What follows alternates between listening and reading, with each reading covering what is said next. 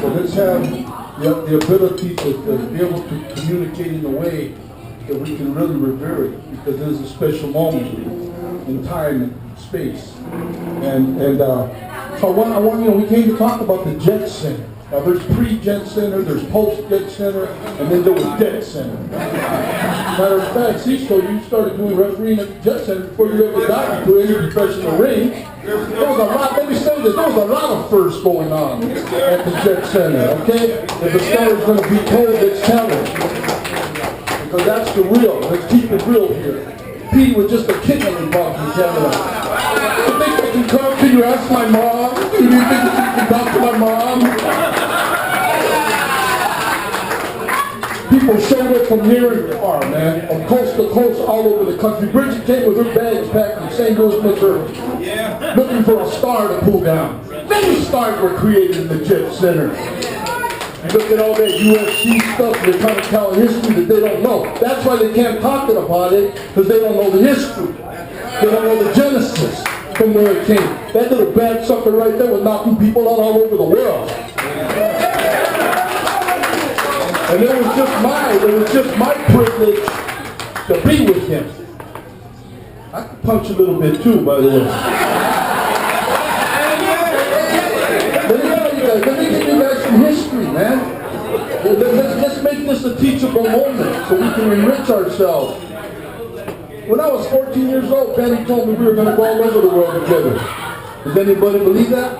But it's true. But it's true. And sure enough, I remember one night, man, I'm sitting in the kitchen. I can't sleep. Lily's pregnant for my son Sonny. 6932 Simpson Street, North Hollywood, California. Calamita Club right on the other side of the block.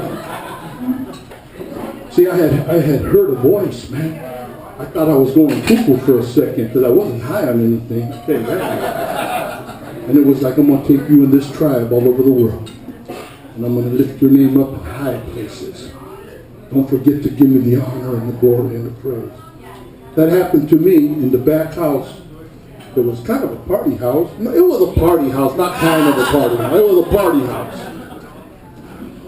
2 weeks went by.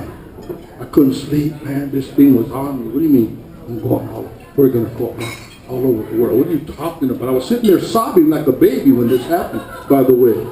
I remember I'm sitting in the kitchen about 4 in the morning. I'm just sitting there. Lily still didn't have Sonny. And I see the window. That was the combination to the house. You hit the window, you stick your arm in like this, and Benny's arm came crawling through the window. Door opens, he walks in. I'm sitting at the table. And I want to tell somebody, guess what happened to me? I was told we're going to go all over the world, man, and our name's going to get lifted in high places. But I didn't have the courage to do it. So when Ben comes in, he sees me sitting at the table. He says, "Hey, Blink, what you doing?" I'm like, oh man, I can't sleep, you know.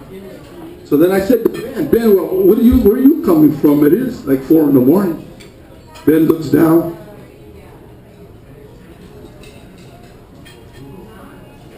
Looks up.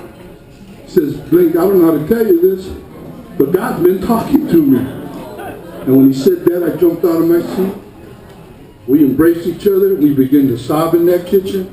And 9 months later, we were on our way to Savannah, Georgia, with Chuck Norris when he found that money in Motown to create the National Karate League. Full contact karate to the knockout.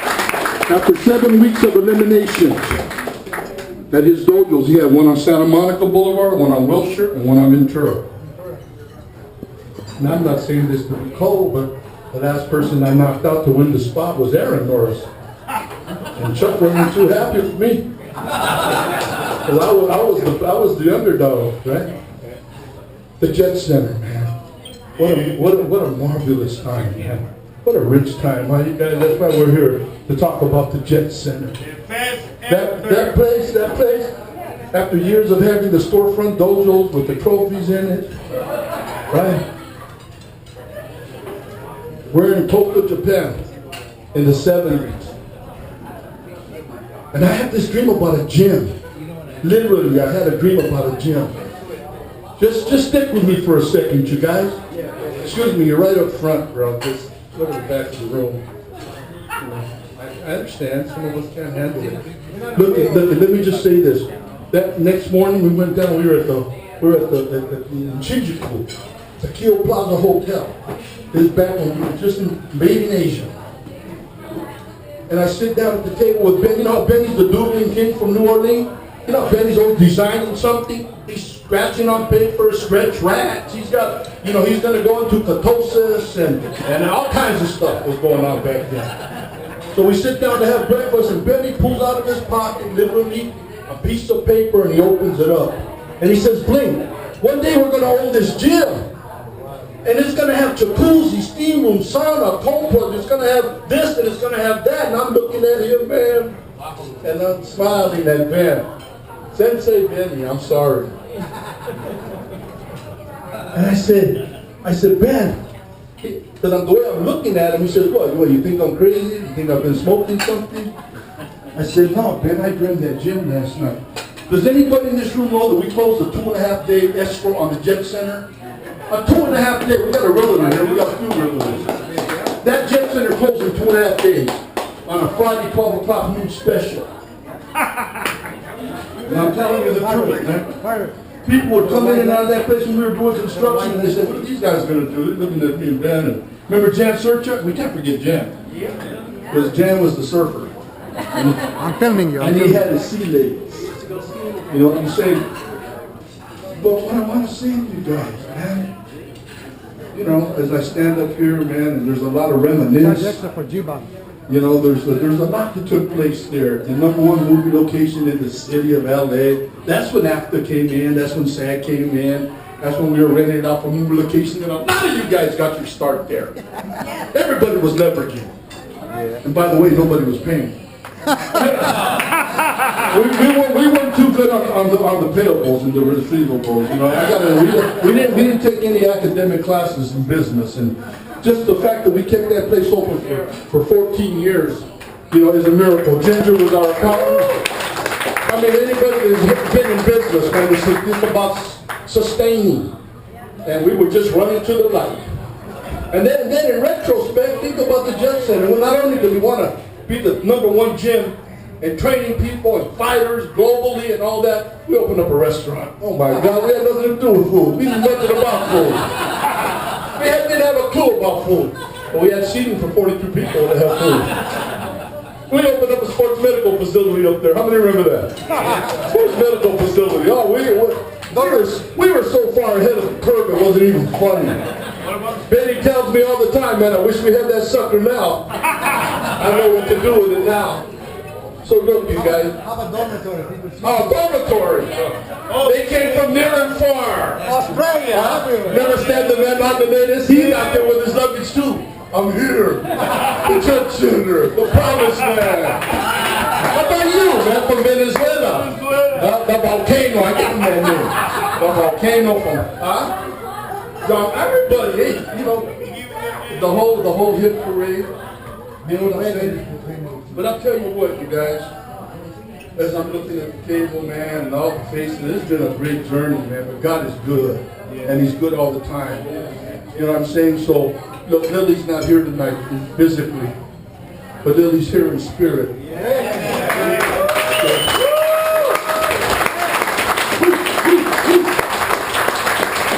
me tell you guys something, man.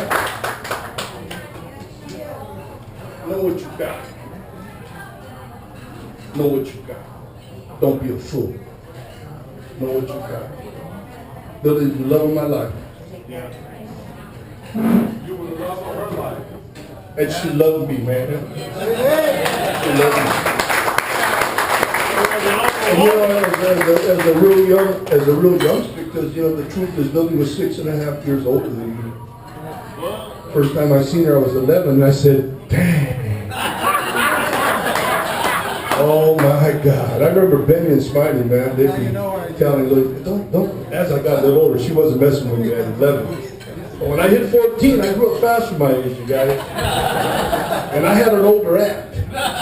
And let me tell you something, I knew how to work. I used to pastor Sundays because I was making about $350, $400 a week, man. Coming in with the groceries, baby. Yeah, I sold the white picket fence. I sold everything to her, man. But more than anything, I was able to show Lily love.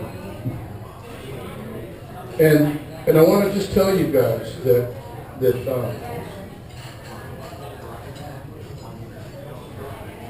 I'm coming to that place, man.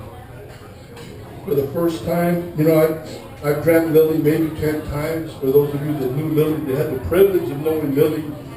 So for those of you that were at her wake service and see the population that showed up, man, just affirmation of who she was and what she represented, and her soft, mild tone, and the way she articulated, and the love that oozed out of her towards people, man, her concern for humanity, the little ones, the least of them. That was her trait, man. It ran through her veins. I dreamed Lily and she like being evading me all the time, eluding me all the time, running from me all the time. And you know, about 3 weeks ago, I was sitting in church, and for the very first time, I seen Lily. I seen her, man. It's unbelievable. It's incredible. And she was with Sonny. And they were looking down at me. And they were both smiling. And they were both pleased.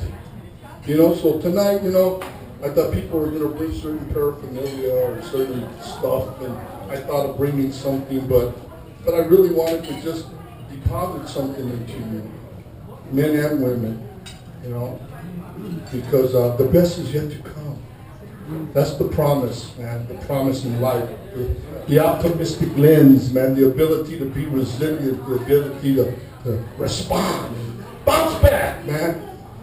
And this one with Lily, you know, when Sonny got killed, we held hands through that one, Sarah, her and I together, man. We held hands, we were one. We weren't two people, we were one person, one entity, 2 in 1, man. And we were able to navigate that valley, man. We were, you know. But when Lily died, you guys, it was such a different place. It was such a bizarre situation. It was such a different dimension that I didn't have Lil, man. You know, when you reach across the seat in the car, or you're laying in your bed, and man, you know, the word loneliness became vicious. That word became my enemy, man.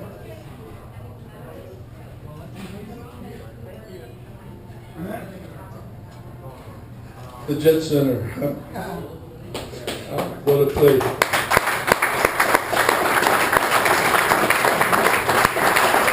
Then we left for China.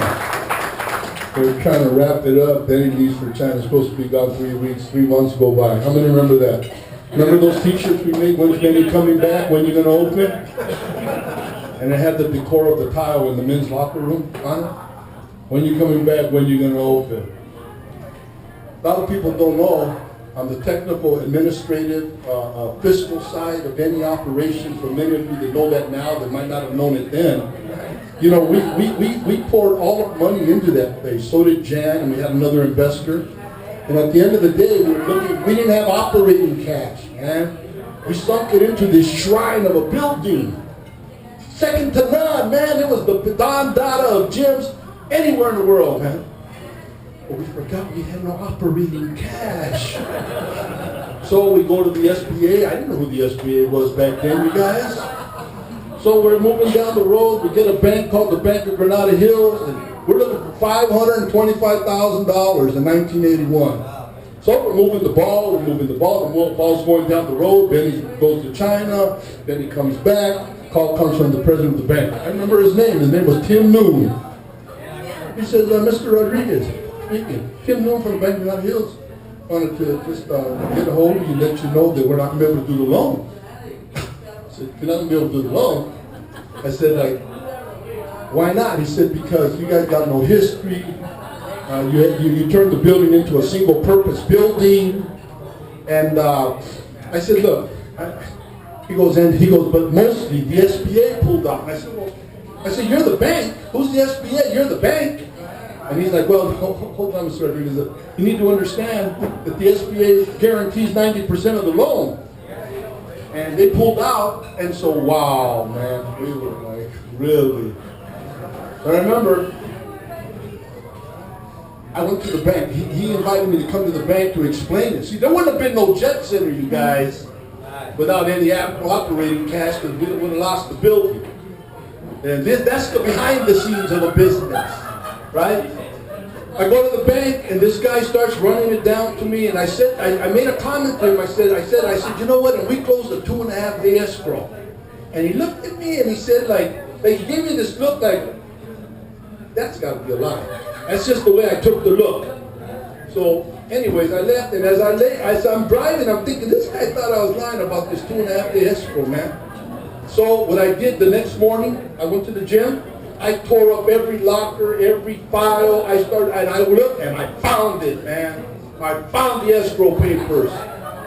Went back to the Bank of Granada Hills, unannounced, man. He's in this little glass-cased office, and I'm just waiting for him to look up, and he looked up, and I go, like this, man. And I just go walking back to his office, man, unannounced. And I sit down, and I said, look, I was here with you yesterday, and I mentioned that we closed a 2.5-day escrow.